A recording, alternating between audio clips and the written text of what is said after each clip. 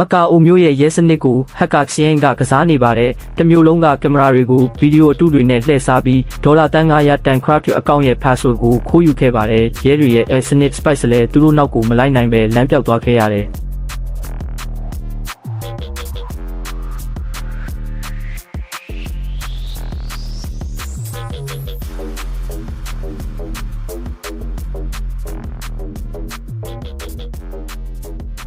တခိုးအဖွဲ့ဟာမကာအိုတာဝါပေါ်ကနေလေထီးနဲ့ခုန်ချပြီးရုပ်ဖြတ်ထွက်ပြေးသွားကြပါတယ်ဒီခေတ်သစ်တခိုးတွေကိုဖမ်းဖို့အတွက်အနားယူနေတဲ့ဝါရင်အေဂျင့်ဝန်ကိုပြန်ခေါ်လိုက်ရပါတယ်သူကလည်းထက်ပိုတော်တဲ့လူသားထောက်လှမ်းရေးစနစ်ပါတခိုးတွေရဲ့တင်းငယ်တဲ့အမားတွေကိုကြည့်ပြီးသူတို့ပုံနေတဲ့နေရာကိုတဆင်ချင်းဖော်ထုတ်နိုင်ခဲ့ပါတယ်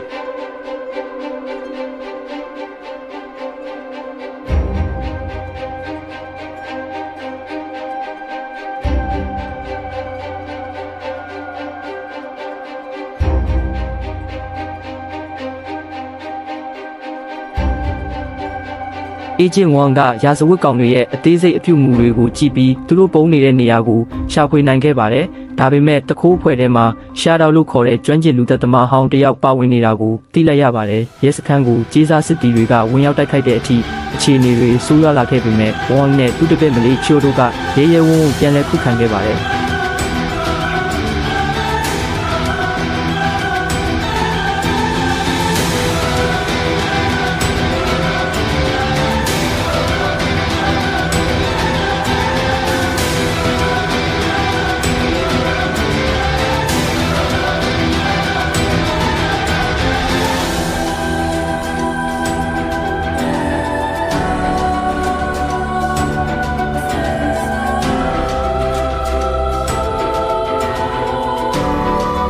နောက်ဆုံးမှာတော့တကိုးအဖွဲ့ကြားထဲမှာအချင်းချင်းတစ္ဆာဖောက်မှုတွေဖြစ်ပေါ်လာပြီးအဖွဲ့ခေါင်းဆောင်လန်ကသူ့ရဲ့အချစ်ဆုံးလူယုံကိုပါတပ်ပစ်ခဲ့ပါတယ်။ဂျွာကသူမရဲ့မသားနိုင်စွမ်းကိုတုံးပြီးဝန်ပုံးနေတဲ့နေရာကိုဖော်ထုတ်နိုင်ခဲ့ပြီးပြင်းထန်တဲ့တိုက်ပွဲအပြီးမှာဝန်ကိုဖမ်းဆီးနိုင်ခဲ့ပါတယ်။ဒါပေမဲ့စက်သိမ်းမှာတော့မထင်မှတ်ထားတဲ့တတိယမြောက်ညီကိုတယောက်ကငွေတွေကိုခိုးယူသွားပြီးဝန်တို့အဖွဲ့ကိုလက်စားချေဖို့စီးပြေးငွေထုတ်လိုက်ပါတယ်